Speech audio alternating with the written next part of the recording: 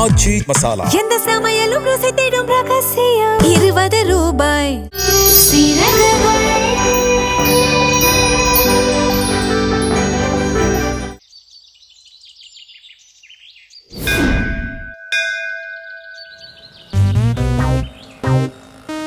திருப்பதியில போய் மொட்டை போலாண்டு தான் இருக்கேன். இப்ப கூட பக்கத்துல இருக்க கோயிலுக்கு தான் வந்துகிட்டு இருக்கேன். அவன் எதுனாலும் நம்ம கிட்ட தானே வந்து நிப்பான். ஆமா ஆமா, என்ன பண்ண சொல்ற? பேராசப்பட்டால அனுபவிக்கட்டும்.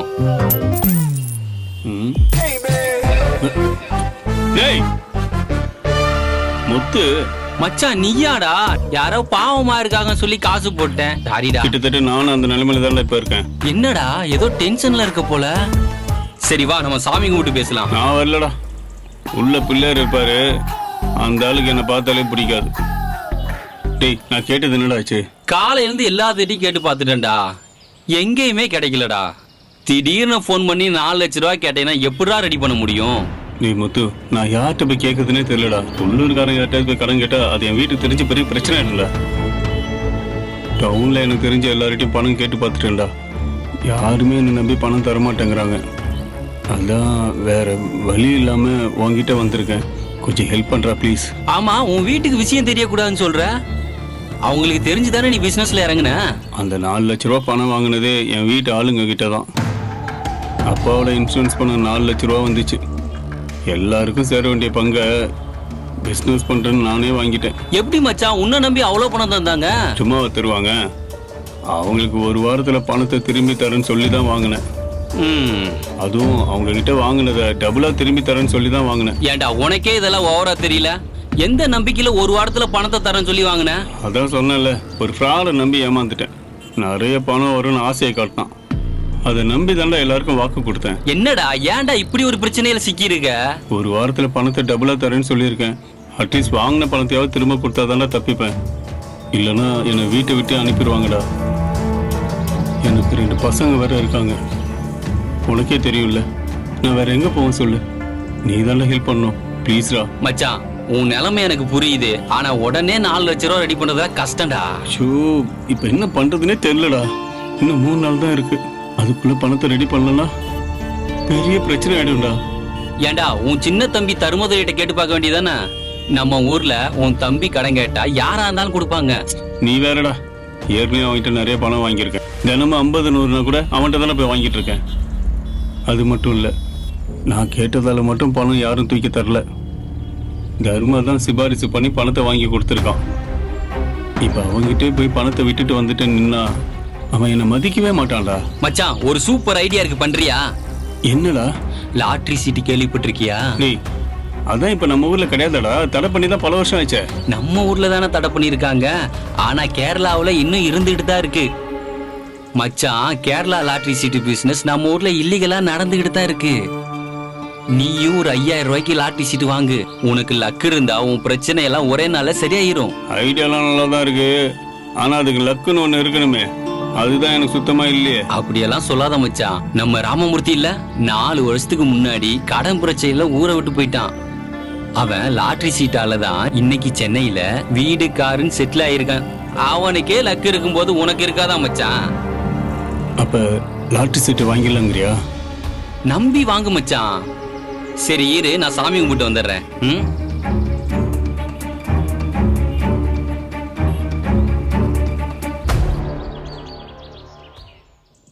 ஏ மின்னலே, ஏ மின்னலே, என் நெஞ்சிலே காந்தவா. கஸ்டமர் வந்திருக்காங்க, போய் பாரு. கஸ்டமரா? நான் மின்னல் நினைச்சேன். எனக்கு வேணும். ஒரு காஞ்ச மிளகா கொடுப்பா. காஞ்ச மிளகாவா?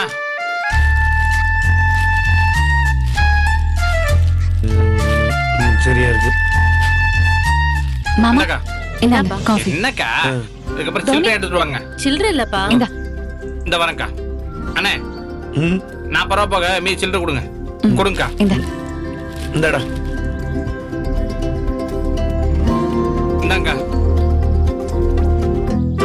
ஐயோ, என்ன பண்றீங்க? சோடா மெதுவா குடிங்க.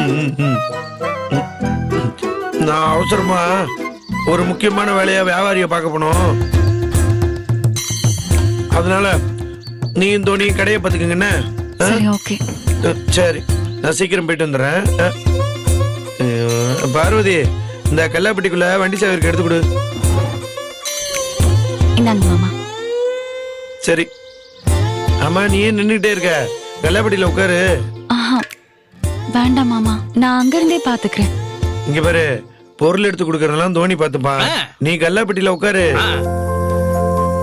அட, நான் தான் சொல்றேன்ல, இப்ப நீ கல்லாப்பட்டியில உட்கார போறியா இல்லையா?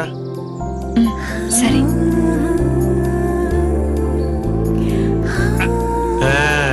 டேய், நான் போயிட்டு வந்துடுறேன். அப்புறம் இன்னொரு முக்கியமான விஷயம். என்னண்ணே? இந்த மாதிரி நேரம் கெட்ட நேரத்துல பாட்டெல்லாம் பாடிக்கிட்டு இருக்காத. அப்புறம் வர கஸ்டமர் வராம போயிருவாங்க, புரியுதா? பாட்டு பண்ணா பொறுக்காது. மின்னலே வா, மின்னலே.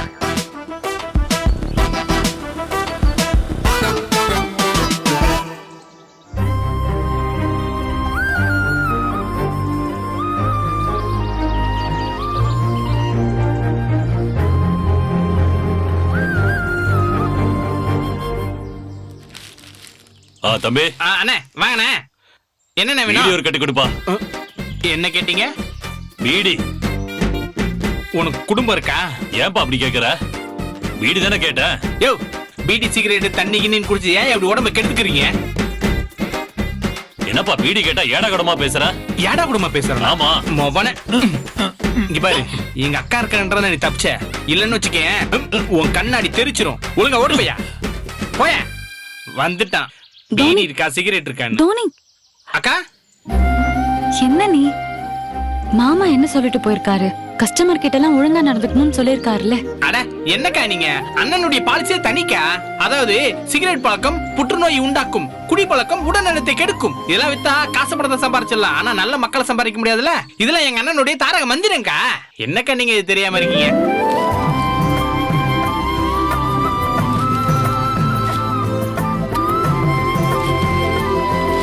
தோனி, அக்கா இந்த வந்துட்டேங்க. இரு, நான் பாத்துக்கிறேன். சரிக்கா. எனக்கா வேணும்? 1/2 கிலோ பூண்டு வேணும். ஆ,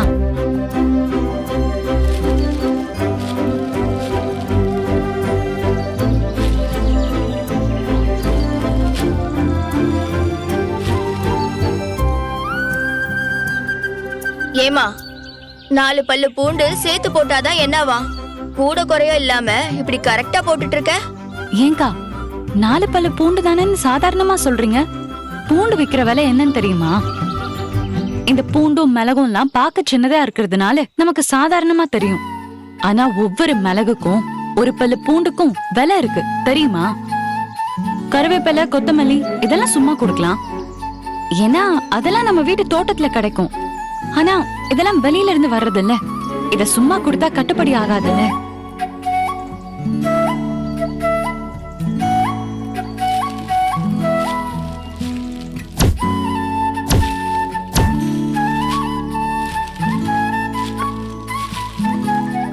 தோனி, பூண்டு 1/2 கிலோ எவ்வளோ? அக்கா 130 ரூபாக்கா. ம், இந்தாங்க. ம், கொடுங்க.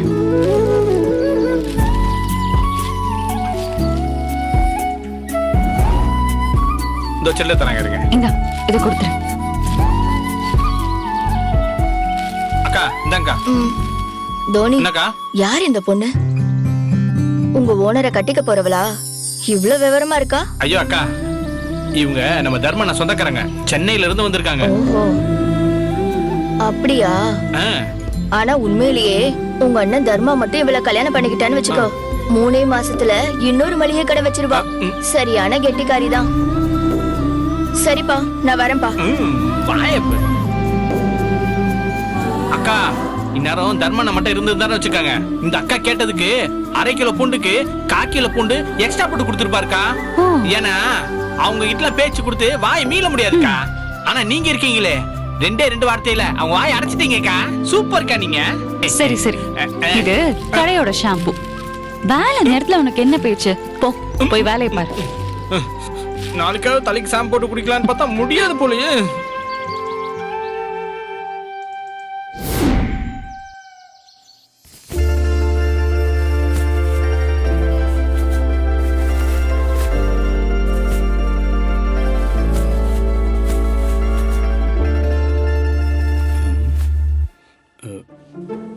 சித்ரா, சித்ரா. என்ன? இல்ல, என்ன பண்ணிட்டு இருக்க?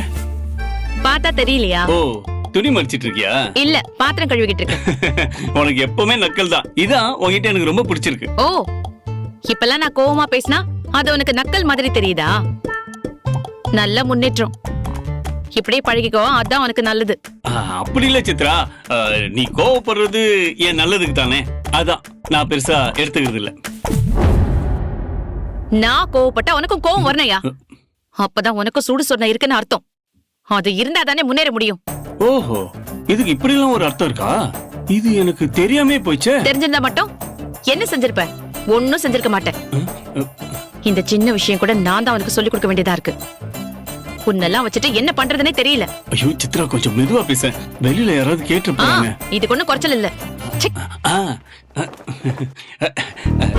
சித்ரா, நானும் உனக்கு ஹெல்ப் பண்றேன். இன்னைக்கு ஏதோ சரியில்லையே. எலியே இன்னைக்கு இப்படி பம்புது. யார் எலியா? யார் என்ன பார்த்தா சொன்ன? இங்க வேற யார் இருக்கா? உன்னதான் கேக்குறேன், என்ன விஷயம்? என்ன பட்டுன்னு கேட்டா, இதுக்கு தானே இவ்வளவு நேரம் பம்பன. நீ ரூம்குள்ள வந்த தோர்னி வச்சே நான் கண்டுபிடிச்சிட்டேன். சித்ரா, என் மனசுல நினைக்கிறது கூட உனக்கு தெரிய ஆரம்பிச்சிச்சா? சரி, நான் வந்த விஷயத்த சொல்லிடுறேன். எனக்கு ஒரு 5000 ரூபாய் பணம் வேணும். 5000? என்னமோ கொடுத்து வச்ச மாதிரி கேக்குற. ஆமா, எதுக்கு உனக்கு இப்ப 5000 தேவைப்படுது? என்ன மறுபடியும் எவனாவது ஒரே நாள்ல 3 மடங்கு பணம் தரேன்னு சொன்னானா? சேச்சா, நான் தான் என்னைக்குமே அந்த மாதிரி விஷயத்துக்குலாம் இனிமே போக மாட்டேன்னு சொல்லியிருக்கேன்ல. அப்புறம் எதுக்கு உனக்கு பணம் வேணும்? ஒரு முக்கியமான விஷயத்துக்காக தான். ஒரு 5000 ரூபாய் பணம் இருந்தா கூட.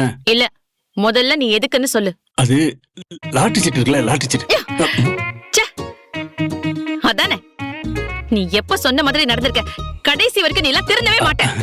சித்ரா சித்ரா சித்ரா சித்ரா, இந்த ஒரே ஒரு தடவை என்ன நம்பி பணத்தை கூட. அதுவும் அதிகம்லாம் இல்ல, வெறும் 5000 ரூபாய் தான். அப்படியா? 5000 தானே? அத வேற யார்கிட்டயாவது வாங்கிக்கோ, நான்லாம் தர முடியாது. 4 லட்சம் ரூபாய் பணத்தை எப்படியாவது தேத்தலான்னு பார்த்தா, என்ன நம்பி ஒருத்தன் கூட இந்த ஊர்ல பணத்தை தர மாட்டேங்கிறான். உன் முகர கட்டைக்கு எவன் கொடுப்பான்? வேற வழி இல்ல சித்ரா, எனக்கு இந்த லாட்டரி சீட்டு மேல நம்பிக்கை இருக்கு. நீ என்ன சொன்னாலும் என்னால பணம் கொடுக்க முடியாது. நான் அவ்வளவுதான் சொல்லுவேன். இதுக்கு மேல நீ என்ன வேணாலும் பண்ணிக்கோ, என்ன ஆள விடு. சித்ரா சித்ரா சித்ரா, ஒரு 5000 ரூபாய் கூட நான் ஒர்த்து இல்லாம போயிட்டலாம். இப்ப நான் யார்கிட்ட போய் கேட்கறது?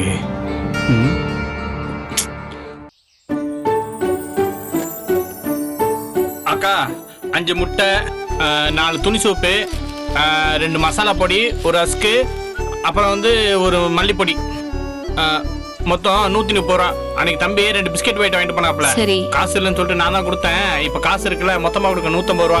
சரிப்பா, தரேன். இந்தப்பா. அக்கா இந்தாக்கா 150 ரூபாக்கா. இந்த இந்த டோனி ஏமாத்தவே முடியாது. உன்னை ஏமாத்தி நான் என்ன பண்ண போறேன்? வாங்கக்கா. டோனி, தர்மம் இல்லையா?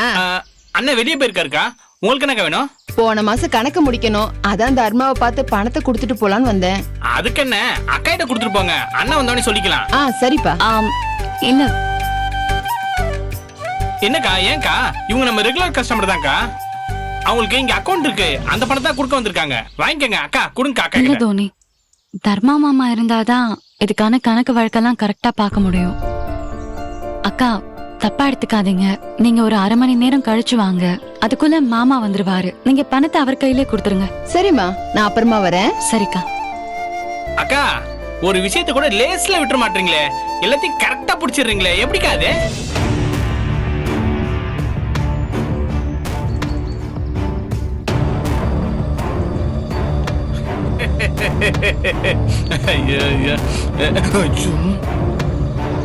இப்பதானே அக்காவை பாராட்டுனேன், அதுக்குள்ள சோதனை வந்துருச்சு. அண்ணனா? அண்ணன் ஒரு வேலையா பக்கத்துல போயிருக்காருண்ணே. கொஞ்சம் நகரு பார்வதி.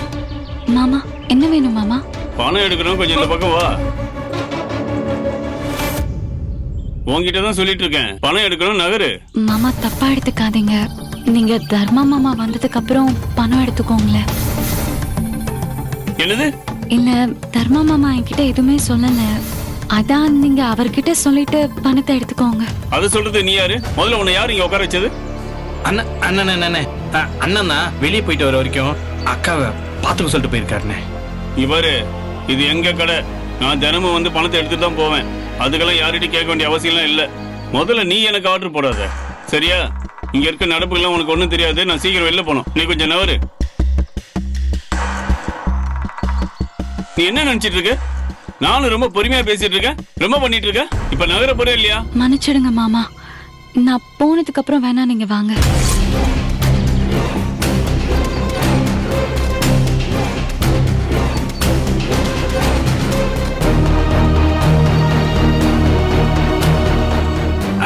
சக்க வெள்ள சட்ட மைனர் அக்கா மண்ண கவு வச்சுட்டாங்களே.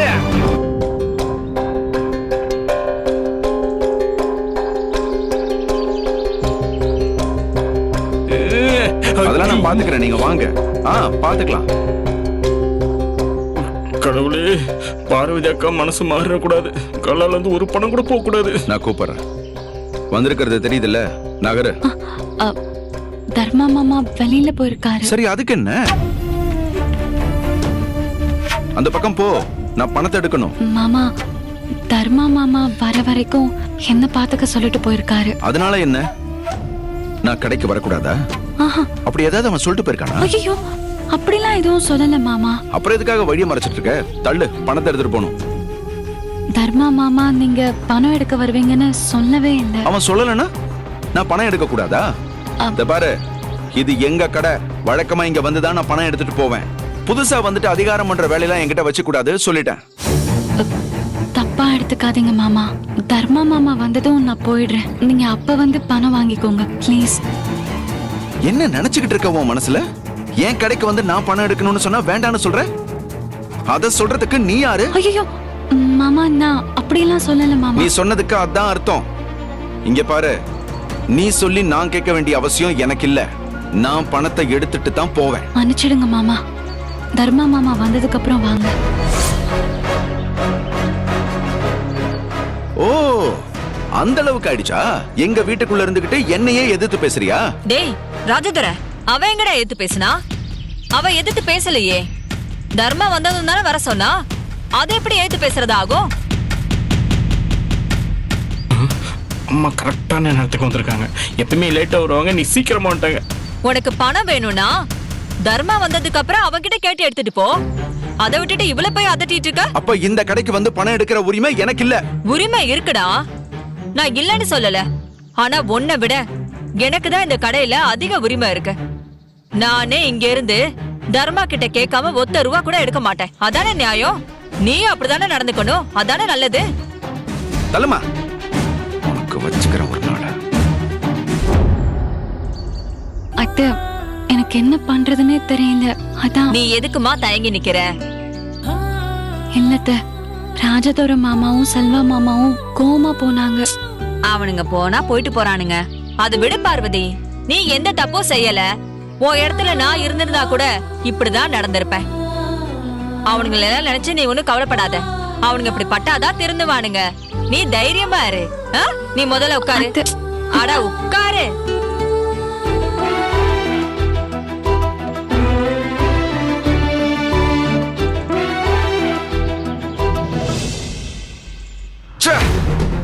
வர வர இந்த வீட்ல எனக்கு கொஞ்சம் கூட மரியாதை இல்லாம போச்சு. யார் யாரோ எதிர்த்து பேச ஆரம்பிச்சிட்டாங்க. என்னங்க ஆச்சு? உங்களை யாரு என்ன சொன்னது? பார்வதி தான். வழக்கம் போல கல்லாப்பட்டில இருந்து காசு எடுக்க போனா அவங்க உட்கார்ந்துகிட்டு என்ன பார்த்து காசு எடுக்காதன்னு சொல்றா. உங்களை பணம் எடுக்க வேண்டாம்னு சொல்றதுக்கு அவ யாரு? நேத்து வந்தவெல்லாம் இங்க அதிகாரம் பண்ண ஆரம்பிச்சிட்டா. நானும் பாத்துக்கிட்டு தான் இருக்கேன். உங்க அப்பாவும் அம்மாவும் அவளுக்கு ஓவரா சப்போர்ட் பண்ணிட்டு இருக்காங்க. அதனாலதான் அவ இந்த அளவுக்கு இறங்கிட்டா. எங்க அம்மா மட்டும் அங்க வரல, அவளை உண்டு இல்ல நான் இருப்பேன். அவ முதல்ல யாரு? எங்க அம்மா எதுக்காக அவளுக்கு வக்காலத்து வாங்குறாங்க? இங்க நடக்கிறது எதுவுமே சரியில்லை. இதெல்லாம் நல்லதுக்கு இல்லைன்னு மட்டும் தெரியுது.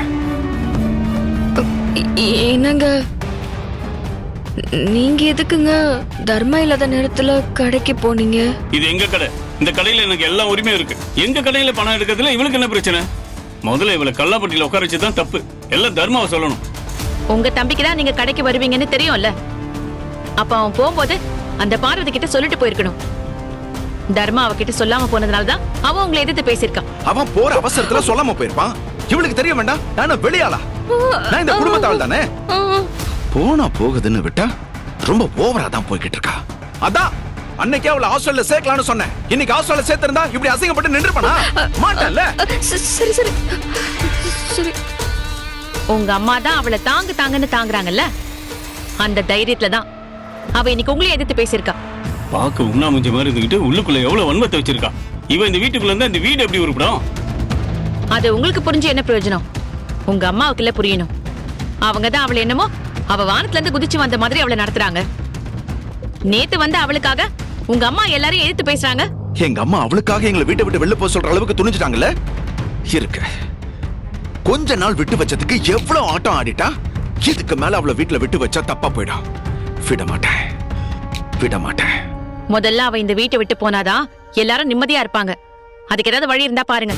கூடிய சீக்கிரம் அவளை வீட்டை விட்டு வெளியே அனுப்ப என்ன பண்ணணுமோ அத பண்றேன்.